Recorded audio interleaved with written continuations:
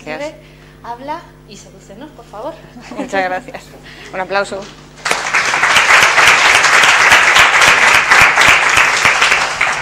Lo mejor de escribir un libro es que no hace falta que te mueras para que hablen bien de ti. Porque en la presentación siempre va a haber alguien que lo haga. Gracias, Jesús. Gracias a todos por estar aquí. Gracias porque hoy en día el tiempo es tan escaso que tener un tiempo para escuchar a alguien o para atender a alguien pues ya es un lujo. Gracias, por supuesto, a La Salle, a África y a Jesús, porque siempre, es verdad que siempre me he sentido aquí como en mi casa. Bueno, ya me gustaría a mí que mi casa fuera como esta, la verdad. Intento quedarme, pero no hay manera, me echan siempre cuando acabo el curso. ¿Qué le vamos a hacer? Y por supuesto, gracias a Lid por apostar por mí otra vez, por este estupendo libro que, como decía Nuria, pues al principio la portada no me gustaba, pero ahora voy con el teléfono a todos lados. O sea, que iré a la feria del libro y a todas partes, yo donde vaya, la portada de mi libro, estaré yo con mi teléfono, que para eso me lo encontré en una tienda, me llamó la atención. Pero bueno, este teléfono es mi libro. Cuando lo vi y lo compré. Y sobre todo por ese estupendo título, que además ese sí que también es idea de Lid, y que es una triada, y las triadas en oratoria funcionan muy bien. Es fácil de recordar: escribe, habla, seduce. Hoy que está tan denostado lo del PowerPoint, como en la presentación que hice el día 9 no lo utilicé, hoy voy a utilizar un PowerPoint. Pero un PowerPoint como debería utilizarse en oratoria, es decir, no voy a presentar un PowerPoint, sino voy a presentar con el PowerPoint. Esa es la diferencia de matiz. Como decía antes Nuria, comunicar es una de las primeras frases del libro. Comunicar es depositar en los demás parte de ti, es entregar parte de ti mismo. Y voy a empezar por contaros alguna historia. Este es mi perro, es el protagonista de la anécdota de la página 17. Y hemos vivido desde el día 2 de mayo hasta hace muy pocos días. Bueno, pues él y yo, en una clínica veterinaria, porque ha tenido un problema bastante serio, bastante grave. Allí he tenido que preparar esta presentación, la presentación que tuve el día 9, las cosas de trabajo que han salido. Bueno, cualquier sitio es bueno si tienes voluntad de hacerlo. Una de las historias que os voy a contar, estas historias tienen que ver con esta estancia en una clínica veterinaria. La primera de las historias ocurrió un día en el que allí estábamos, él enganchado al suero, yo a su lado, y por un ventanal veía la entrada por donde entraban las personas a la clínica con sus animales. Entró entró una familia con un perro de aguas, como el de los Obama, como Bo, el de los Obama. Ya sabéis que soy friki Obama, o sea que es normal que sepa cómo se llama el perro, evidentemente. El otro día me preguntaron en un sitio, por cierto, que si iba a escribir sobre el perro. Bueno, ya veremos, tiempo al tiempo. El caso es que, bueno, pues esta familia llegaba con su perro de aguas, el perro tan feliz, moviendo el rabo, tan contento, llegaba a la clínica, y yo los vi pasar, mira qué bien, qué majos, tal y cual. Entraron para adentro y yo ya no sabía muy bien lo que ocurría, pero de repente entró alguien en la consulta en la que yo estaba y pregunté: ¿qué le pasa a ese perro que parece que está tan bien?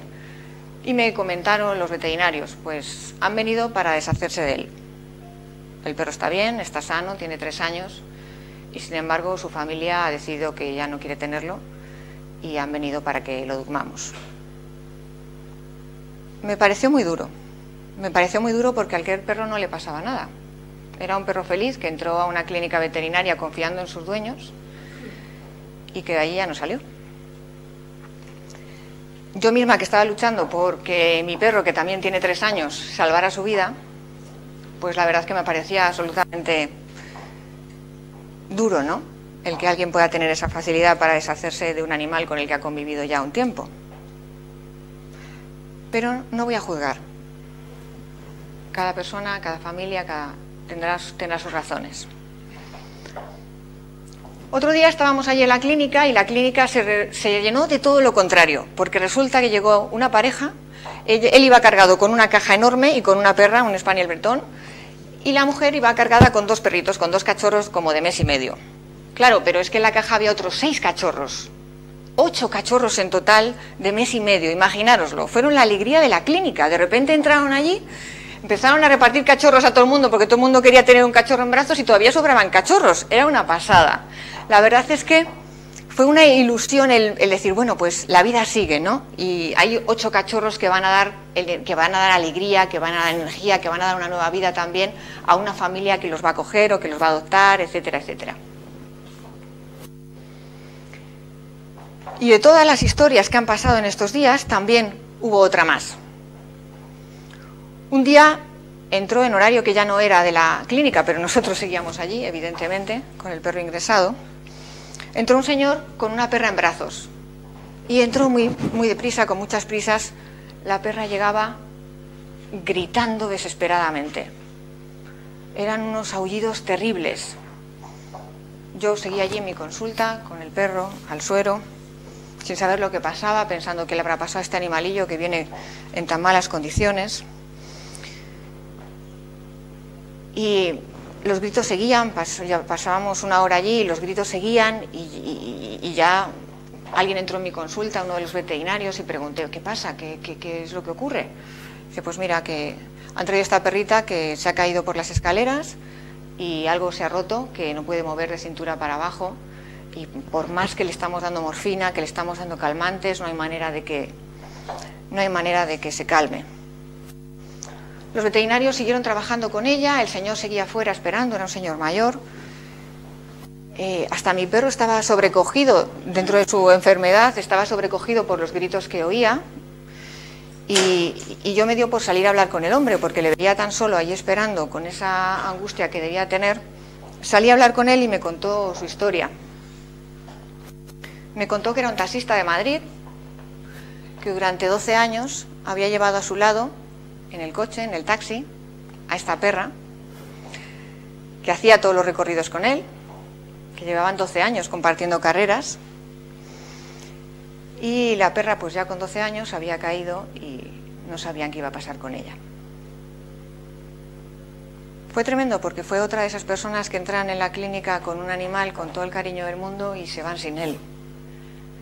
Y una hora más tarde tuvieron que dormirla también. Fijaros, historias de alegrías y de tristezas que ocurren a nuestro alrededor. Y yo os he contado unas que han pasado en este mes de mayo, ¿no? que he podido vivir. Pero hay muchas otras que están transcurriendo estos días y que las vemos en la televisión y que ocurren con personas y que ocurren en el maltrato, en la violencia de género, en las personas que se están quedando sin casa, en los negocios que cierran, en la gente que se va quedando en paro. Muchas historias que podemos contar. Y esa es la magia que tiene la oratoria, que tenemos la capacidad para contar historias y hacer que las personas pasen de un estado A un estado B. Y decía Dale Carnegie, que como sabéis era un maestro de la oratoria, de hablar en público,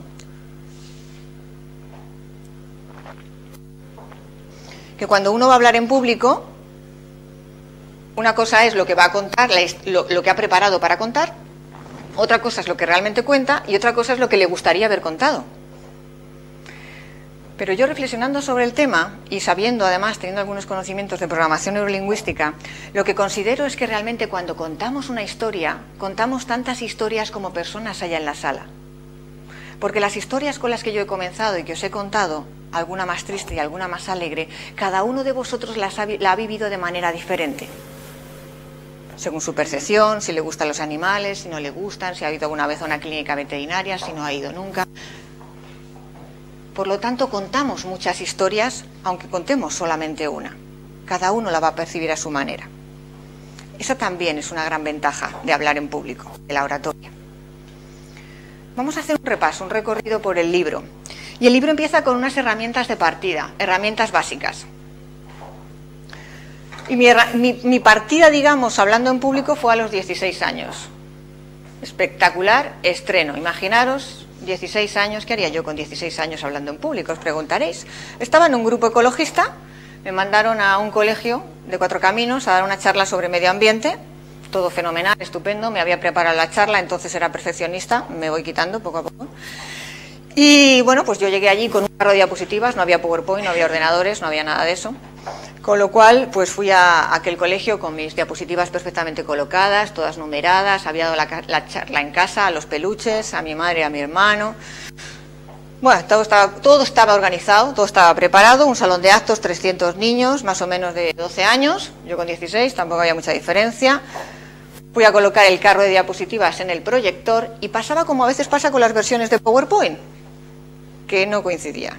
Con lo cual, cuando fui a colocar el carro, las diapositivas se dieron la vuelta y cayeron todas completamente al suelo. ¿Os podéis imaginar lo que ocurrió? 300 niños partidos de risa y yo cogiendo diapositivas como podía, colocándolas en el carro de diapositivas, ya no llevaba ningún orden, ya nada. La charla que estaba tan perfectamente preparada se convirtió en aquí una foca, aquí un niño, aquí tal, un niño. Un desastre. Pero de todo lo que nos pasa cuando hablamos en público se aprende. Y dentro de esas herramientas de partida, una de ellas desde luego es la inteligencia emocional. Esta diapo va por ti. Que dentro de poco va a tener un bebé en sus brazos. Esa inteligencia emocional que necesitamos para gestionar nuestras emociones cuando hablamos en público, para demostrar serenidad, para no tener nervios, para no tener miedos, para no tener ansiedades. Y cuanto más desarrollamos esa inteligencia emocional, mejor nos funciona para hablar en público. Y la programación neurolingüística, la segunda de las herramientas, que es ese manual de instrucciones de nuestra relación con los demás, que nos potencia, que nos mueve a hacer cosas, que hace que ante un público que tengamos delante podamos hablar en visual, en auditivo y en kinestésico, más sensorial, según haya más personas que son visuales, más auditivos o más kinestésicos, y que podamos llegar a todos los públicos que tenemos delante. Y la tercera de esas herramientas de partida serían las claves de la oratoria. Las claves que para mí, para la Escuela Europea de Oratoria, son las claves fundamentales: la naturalidad, la humildad y hablar desde el corazón. Naturalidad, la que tuve en una ocasión, que daba una clase en una escuela de negocios. Iba a dar comunicación interna, un tema bastante aburrido, y decidí hacer algo diferente. Y tan diferente como que entré hablando en suajili. Estudié suajili hace muchos años, después de un viaje a Kenia. Y entré en clase hablando en suajili, todos los alumnos ojipláticos mirando, y yo seguía hablando en suajili. Y ya me paré y les dije, ¿nos han dicho que la clase es en suajili? Pues tengo todo el PowerPoint en suajili. Y claro, ya la gente empezó a darse cuenta de que era broma y no era verdad. Pero fijaros que han pasado años de aquello y todavía en algún evento, en algún acto, en algún sitio me encuentro con alguien que me dice, oye, Mónica, ¿te acuerdas de mí? ¿Me diste clase? Y yo me quedo así un poco parada y me dicen, sí, que hablaste en suajili. Digo, esa fui yo. Seguro que fui yo.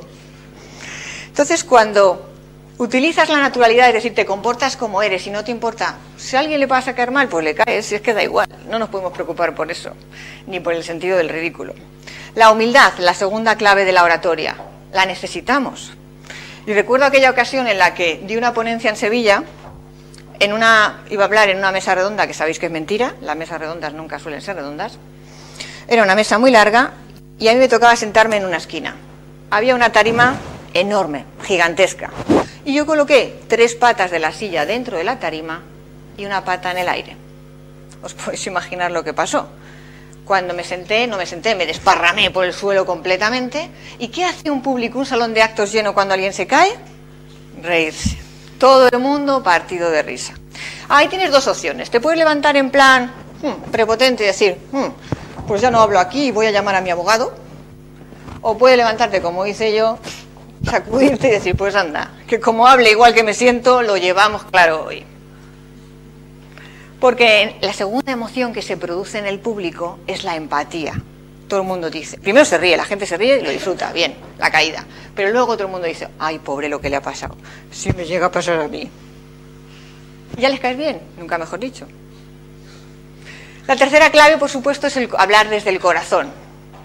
Y el otro día me emocionaba con un grupo de diputados mexicanos dándole clase, porque claro, si la kinestesia, esa capacidad para transmitir emociones que tienen los kinestésicos, que son más, utilizan más el sentido del tacto, el olfato y el gusto, es habitual en España, en los países de Latinoamérica, mucho más, con lo cual estábamos haciendo discursos desde el corazón y casi acabamos todos llorando, pero todos llorando, Fue súper emotivo, me tuve que hacer fotos con todos y cada uno de ellos para que se las enseñaran a sus madres en el México lindo y lo pasamos fenomenal. eso es transmitir con el corazón. Cuando tú transmites lo que llevas dentro, llegas a la gente.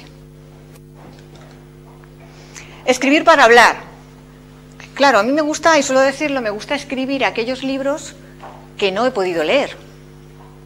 Y lo bueno que tiene Escribe, habla, seduce es que no es un libro para hablar en público, sino que es un libro para escribir y hablar en público. Aparte de que lleve el plus extra de la inteligencia emocional y la programación neurolingüística. ¿Por qué se me va? Por lo tanto, se explica en el libro cómo escribir para hablar, porque no es lo mismo, porque necesitamos un lenguaje diferente cuando estamos leyendo un texto que cuando estamos escuchando a alguien. Las comas, los puntos, los tenemos que hacer con la voz. Es diferente, por supuesto. Tuve suerte porque mi entrenamiento para aprender a escribir para hablar fue a costa de 12 años en la radio, donde yo empezaba no teniendo nada de idea de radio, con Javier García Mateo, un gran profesional, que lo que hacía era, me preguntaba, me decía, entonces yo hablaba de medio ambiente, era periodista medioambiental, y me preguntaba, oye Mónica, cuéntanos, ¿cómo está el tema de las ballenas? Y yo empezaba a hablar de las ballenas en pleno directo, la luz estaba en rojo, quiere decir que estábamos en el aire, y él se levantaba con sigilo, salía del estudio y se iba a tomar un café. Y a mí me dejaba allí hablando sobre las ballenas hasta que volviera. Que yo al principio estaba con un pánico, pero además el técnico que estaba detrás de la cristalera también estaba horrorizado. Porque decía, como esta se calle, la hemos hecho, porque en la radio no se puede dejar un segundo sin que hables. Con lo cual no tuve más remedio que ser capaz de improvisar. Y entonces ya me lo sabía, incluso a veces ya, aunque él no estuviera en el estudio, que la gente alucinaba, yo decía, pues es que no te puedes imaginar, Javier, lo importante es que son las ballenas. Y él no estaba hablando sola, pero la gente no lo sabía. Luego me hacía mi hermano la broma de que cuando tenía tanta obsesión con la luz roja de la radio, que cuando abría la nevera empezaba a hablar. Creo que eso era exagerado. Una de las cosas que vamos a necesitar escribir para hablar son los discursos. Discursos como los que ha escrito para Barack Obama, Jon Favreau, un chaval de 24 años que en 2004 se acercó a Obama en la Convención Nacional Demócrata, cuando Obama era solamente un senador poco conocido en el Partido Demócrata incluso, y él trabajaba para John Kerry, que era entonces el candidato a la presidencia, y le dijo, oiga, senador, ¿puede usted cambiar una frase de su discurso, que es muy parecida a una que tiene John Kerry en su discurso? Y Obama cuenta en sus memorias que miró como, este niñato blanquito viene aquí a decirme a mí lo que tengo que hacer, pero le debió caer bien, porque después, en el año 2005, lo hizo su escritor de discursos y ha sido jefe de discursos de Obama hasta hace muy pocos meses, que ha decidido cambiar su profesión y ser guionista en Hollywood. No sabemos qué nos deparará a Jon Favreau como guionista en Hollywood, pero ha debido pensar que como speechwriter, como escritor de discursos, si has escrito discursos para Obama, ya para quién más, ¿no? O sea, ya más allá no podías ir. Así que, bueno, ya veremos a ver si vemos alguna película de él en el futuro. También necesitaremos escribir ponencias, conferencias, aquellas cosas donde nos llamen para hablar, ¿no? Para contar algo. Eso sí, importante siempre preguntar quiénes van a ser tus destinatarios y tenerlo muy claro. Que no os pase, como le pasó a una que yo conozco, o sea, a mí, dando una charla a chavales de 15 y 16 años en Casa de Vacas del Retiro. Tema, cambio climático. Destinatarios, chavales de 15 y 16 años. Bien, yo preparé un vídeo estupendo sobre cambio climático, me pusieron una tarima, un atril, como este, yo estaba toda preparada esperando que llegaran los chavales y de repente me dicen, oye, Mónica, que ya vienen. Cuando yo veo entrar son niños de 5 y 6 años, cogiditos de la mano, empezaron a sentarlos en el suelo. Yo tenía una cara de horror, miré a los organizadores, hicieron el típico gesto que dice mucho, que es... Y yo dije, tengo una hora por delante, ¿qué les voy a contar? Yo ni siquiera tengo hijos. Bueno, claro, imaginaros, o sea, el vídeo no servía para nada, era absurdo estar detrás del atril, ni me verían, estaban sentadillos ahí, parecían minúsculos, sentados en el suelo, me senté en la tarima y empecé a hablar con ellos. ¡Hola! Mi nombre es Mónica y soy periodista. ¿Sabéis lo que es un periodista? Y todos los niños, ¡no! Yo, bien, vamos, bien. Y escribo sobre medio ambiente. ¿Sabéis lo que es el medio ambiente? Y todos, ¡no! Aquí salimos mal. Bueno, escribo sobre animales. ¿Sabéis lo que son los animales? Y ya, yo tengo un pájaro, yo tengo un perro, yo tengo un canario. Bien, bien, hemos acertado con algo. Así que la charla que tenía preparada no sirvió para nada y me dediqué a contarles pues una historia sobre un guacamayo de Brasil del que había escrito un artículo y me sabía todo lo que había pasado y lo iba contando pues un poco novelado para los críos. Os aseguro que es el dinero que más me he merecido en mi vida, porque aquello fue un esfuerzo considerable, considerable. Así que vayamos preparados ante cualquier circunstancia cuando hablamos en público. Y que no nos pase esto, la muerte por PowerPoint, que hoy se habla tanto de ella, ¿no? La Death by PowerPoint, tan famosa, que preparemos unas presentaciones visuales que ya realmente llamen la atención y gusten a la gente. Utilizando todos los medios técnicos que tenemos, que hay muchísimos, pero hay que saber adaptarlos a cada circunstancia, y que todo esté previsto. Por mucho que nos digan, no, tú déjame el pendrive que ya lo hago yo. No os fiéis, no os fiéis.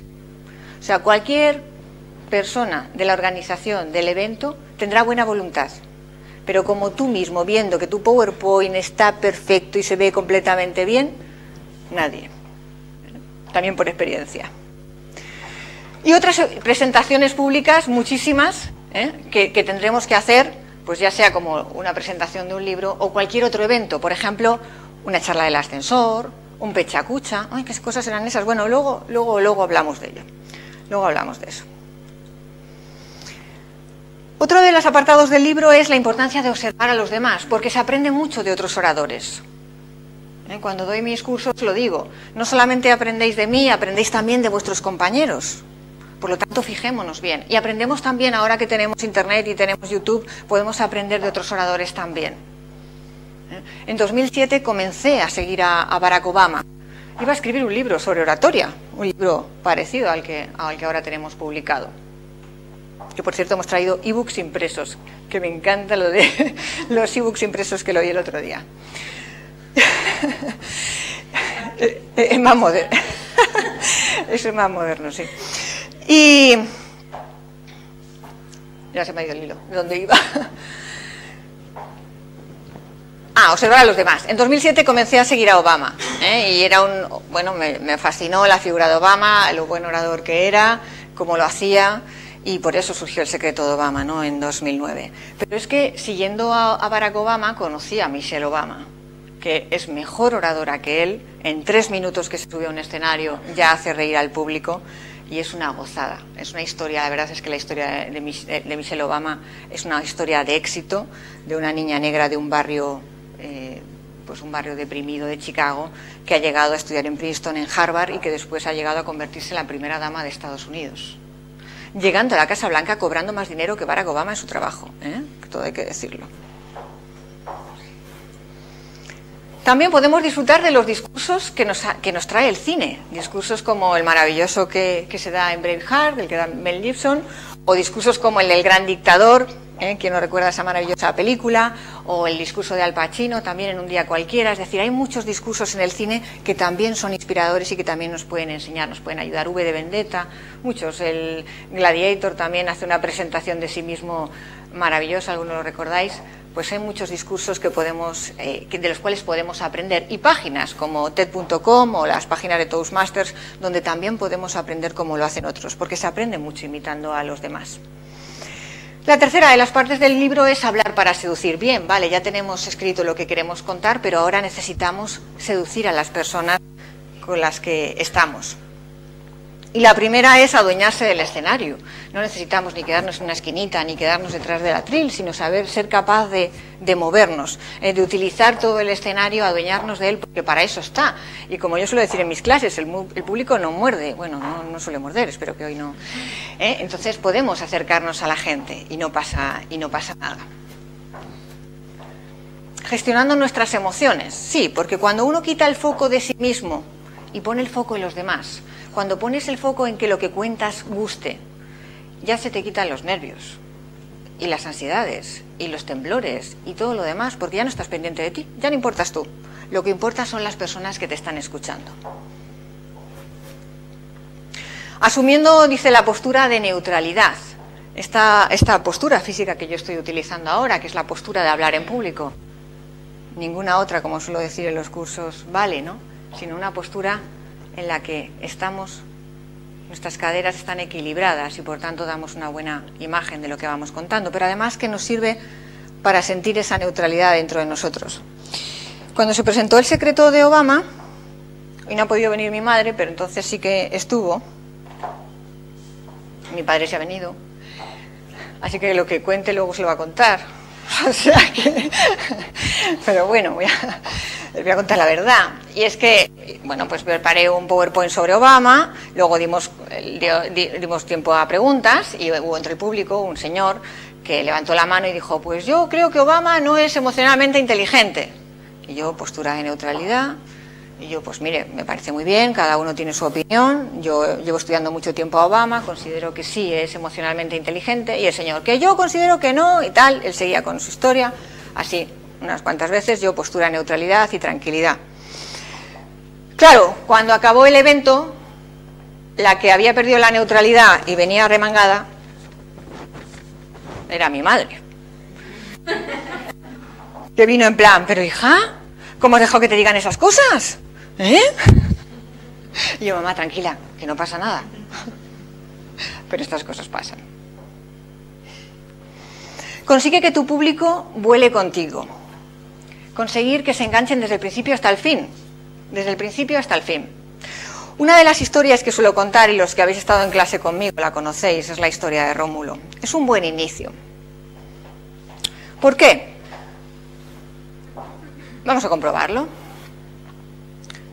Rómulo es un rinoceronte que conocí hace unos cuantos años, vive en un zoológico en España, y cuando yo le conocí llevaba 23 años en un zoológico muy pequeño, tan pequeño que tenía una instalación que sería como esta aula, que para aula está muy bien, pero para ser instalación de un rinoceronte queda pequeña. No penséis en el cambio, Jesús, está bien como aula. Claro, ¿qué hacía este rinoceronte Rómulo durante 23 años? Dar vueltas. Dar vueltas una y otra vez en la misma dirección. Así estuvo durante 23 años. Cuando yo conocí a Rómulo, le habían trasladado a un zoológico más grande. En principio trataron de alojarle en una instalación grande que había para rinocerontes blancos y ponerle con otros congéneres. Pero Rómulo no quiso. Con lo cual tuvieron que hacer una instalación específica para él. Y claro, ¿sabéis lo que hizo Rómulo cuando llegó a su instalación? Pues empezó a dar vueltas. Lo que hicieron fue llevarle a terapia. Los rinocerontes también van a terapia. Y estaban contentos en el zoológico porque habían conseguido, según me contaban, que Rómulo empezara a dar vueltas en la otra dirección. Y pensaban que si seguían con esa terapia, quizá algún día consiguieran que Rómulo se pudiera desarrollar por toda su instalación y disfrutar de la tierra y de los troncos y de un charco de barro. Y algún día quizá coger a Rómulo y llevarlo al otro a la otra instalación, la instalación con los otros rinocerontes blancos, para que pueda desarrollarse con ellos.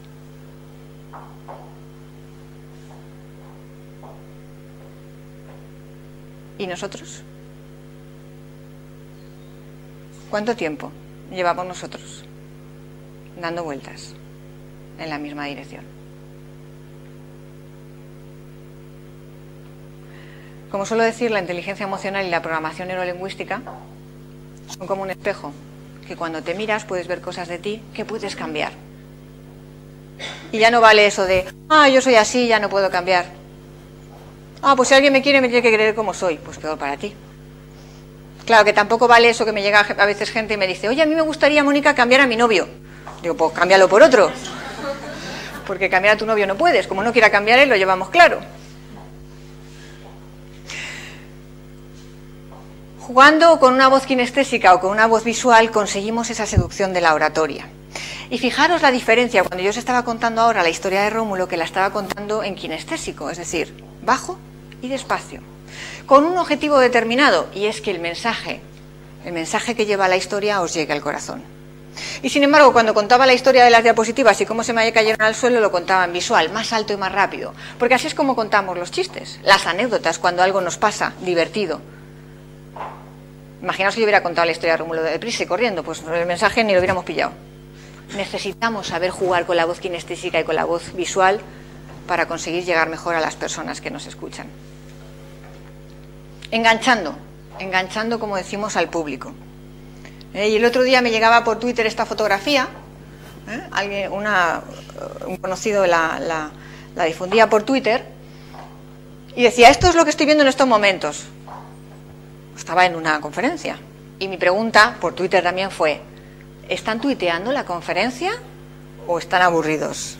Claro, eran las dos opciones, o están jugando al Angry Words o mandando mensajes, o están tuiteando, es emocionantísimo el tema, ¿no? Y la respuesta que me vino fue, no, lamentablemente está siendo un aburrimiento y la mayoría de la gente está desenganchada absolutamente.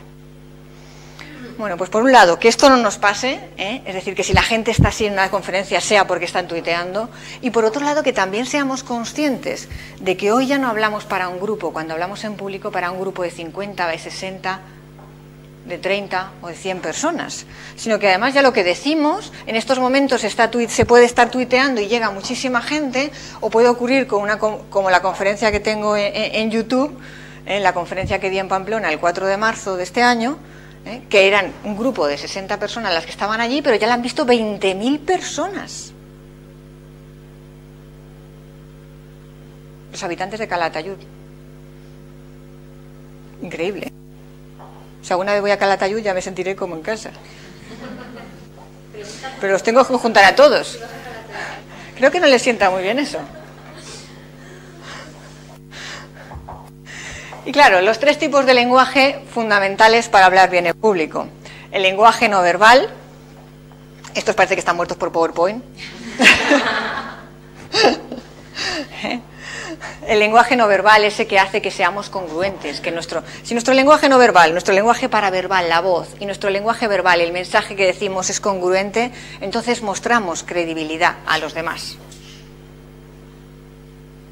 Por si alguien lo está pensando, les pasa mucho a los políticos hoy en día, en general, que les falta mucha credibilidad, porque precisamente no saben alinear sus tres tipos de lenguaje. Y cuando hablan a veces no les creemos. Estoy siendo buena, ¿eh? He dicho a veces. He dicho a veces. Y dominando el lenguaje paraverbal, el uso que hacemos de la voz. Tengamos la voz que tengamos. La voz no la podemos cambiar, pero sí podemos jugar con la voz para sacarle el máximo partido a nuestra voz. Así que aprovechémoslo. Y tomando conciencia de nuestro lenguaje verbal, de las palabras que decimos. No perros después de este punto. Es que el perro no sabía leer. ¿Comprenderlo? Y dejando a un lado esas dificultades para hablar en público, si lo hacemos con el corazón, si estamos hablando de algo que nos gusta, de algo que nos apasiona, fuera los nervios y las ansiedades, no existen, porque estás dando de ti, como decíamos al principio, y por lo tanto no nos tiene por qué preocupar. Es verdad que en España el sentido del ridículo que tenemos es muy grande. Y las mismas dificultades que tenemos para hablar en público son las que tenemos para hablar idiomas. ¿Sí? Claro, si me da vergüenza hablar en inglés, aunque lo haga mal, pues también me da vergüenza salir a hablar en público, porque pienso que me van a juzgar, todas estas historias, todos estos rollos que nos hemos metido en la cabeza, culturales, pues todo eso nos lo podemos quitar, limpiar de ahí y decir, bueno, yo voy a hacerlo lo mejor que pueda, ya está, no vienen los americanos, se chapurrean el español y ya está, y nos parece maravilloso que digan 4 palabras. Y sintonicemos con el feedback que recibimos, que seamos conscientes de lo que vamos percibiendo en el público. El otro día hacía un ejercicio en clase, que lo hago habitualmente, en clase de oratoria, en el que 3 personas salían fuera y cuando entraban y empezaban a hablar, cada por turnos, había algunos que atendían y otros no. El 50% de la clase no estaba atendiendo, pero después cuando les preguntabas a los oradores, decían los 3, genial, muy bien, me he sentido muy bien, estupendo. Pero si el 50% de la gente no te estaba ni mirando, pero no lo estaban percibiendo. Pues estaban tan preocupados de lo que iban a decir, de cómo se encontraban, de tal, que no percibían el feedback de la gente. Por lo tanto, necesitamos practicar eso. Practicar y practicar y practicar. que todo hay que ensayarlo. Que no me habéis visto a mí en la consulta del veterinario ensayando, sola, con el perro. Sí, pero da igual, cualquier sitio es bueno, o conduciendo y vas diciendo la charla. Si no practicamos no nos sale. Y hasta los grandes oradores, y Barack Obama entre ellos, tiene que practicar, y cada vez que da un discurso tiene que practicar antes de hacerlo. Por lo tanto, no nos quedemos sin practicar. Para conseguir fluir, que es el objetivo fundamental, el conseguir fluir y que lo que estoy contando llegue. Y que me olvide del tiempo, de la temperatura, de mis problemas, porque cuando estoy hablando en público ya no estoy en mí, ya estoy pendiente de los demás. Voy a terminar haciendo un pechacucha. La misma presentación, una presentación similar a esta, se podría hacer en pechacucha. Y entonces, como a lo mejor hay alguno que no sabe lo que es un pechacucha, lo voy a hacer.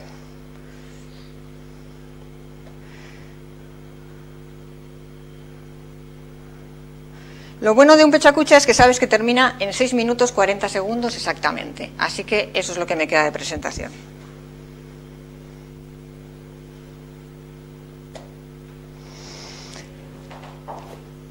Eso es lo que pretende un pechacucha, que el orador debe ser muy conciso porque las diapositivas van a estar exhibidas y van a estar expuestas simplemente 20 segundos. Por lo tanto, no puedes hablar más allá. En el momento en que la diapositiva pasa, tú tienes que seguir hablando. Steve Jobs en 2005 se hizo mundialmente famoso. Hasta entonces apenas le conocíamos. ¿Por qué? Porque a partir de entonces, a raíz de esa conferencia maravillosa que dio en la Universidad de Stanford, fue conocido a través de YouTube y el vídeo se vio en todo el mundo. Fijaros, una conferencia en la que llevaba las 3 claves de la oratoria de las que hemos hablado antes: la naturalidad, la humildad y el corazón. Y vamos a ver aquí las 3 partes del libro que hemos visto antes más explicadas, pero ahora contadas simplemente en 20 segundos. Entre ellas, como os decía, por supuesto, la inteligencia emocional, que es ese manual de instrucciones que habla de nosotros, de nuestras emociones. Y fijaros lo que dice Daniel Goleman, porque ya las capacidades emocionales son mucho más importantes que las capacidades técnicas. Y en las empresas se va buscando personas que sean buenas emocionalmente inteligentes, no inteligentes racionalmente. De esas hay muchas y nos podemos preparar para ello.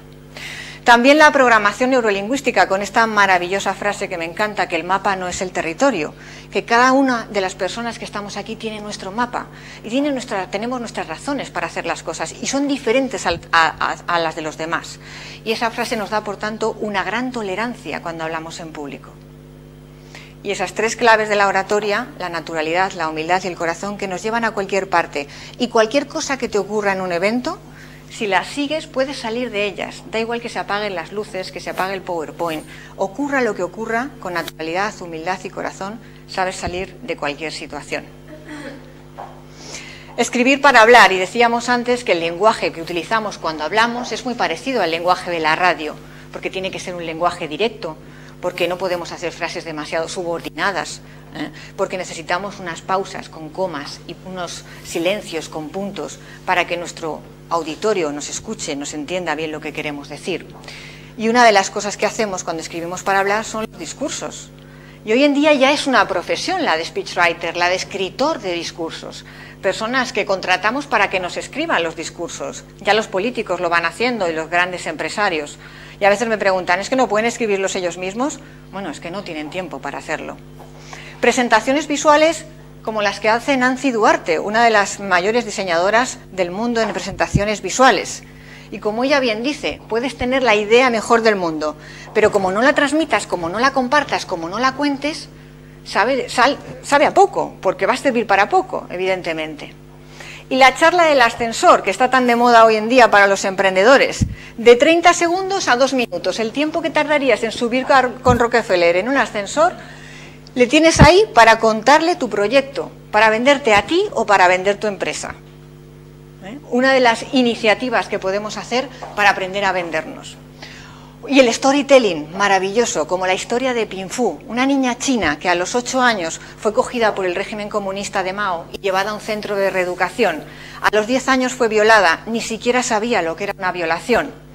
A los 25 fue deportada a Estados Unidos y en Estados Unidos se ha convertido en la vicepresidenta de una de las empresas tecnológicas más importantes del mundo, 3D Systems, y además es asesora de Barack Obama en materia de tecnología e innovación.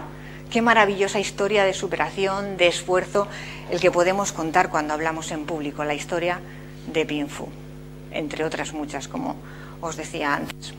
Hablar para seducir, conseguir no solamente pasar a las personas de un estado A a un estado B, sino que salgan cautivadas, que salgan seducidas por el uso que has hecho de la voz, por lo que has contado, por todo eso que has dicho, pero que lo has dicho desde el corazón. Y cuando hablamos desde el corazón, las personas que tenemos enfrente también lo reciben de esa manera. Esa neutralidad de la que os hablaba antes, que es como si fuéramos un barco velero que va navegando por el mar, y que estamos expuestos a muchísimos vendavales, pero si clavamos bien los pies en el suelo cuando hablamos en público, sabemos en todo momento dónde están mis pies, dónde están mis piernas, dónde está mi cuerpo y dónde están mis brazos y mis manos. Y ya no tengo que pensar en otra cosa. Y conseguir que tu público vuele contigo con buenos inicios y buenos finales. Como decía Winston Churchill, el mejor discurso es aquel que tiene un buen inicio, un buen final y la distancia entre ambos es la mínima posible. Pues sí. Conseguimos un buen inicio y conseguimos que la gente se monte en nuestro avión y con un buen aterrizaje bajan.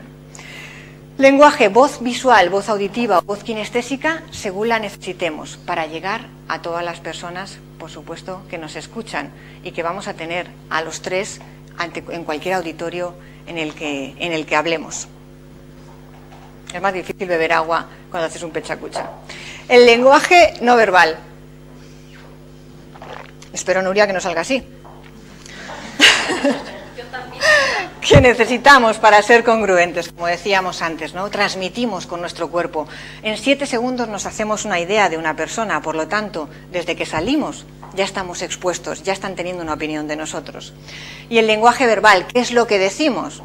Este es el diseño de la portada de Estás Comunicando, porque es importante también las palabras que utilizamos cuando hablamos.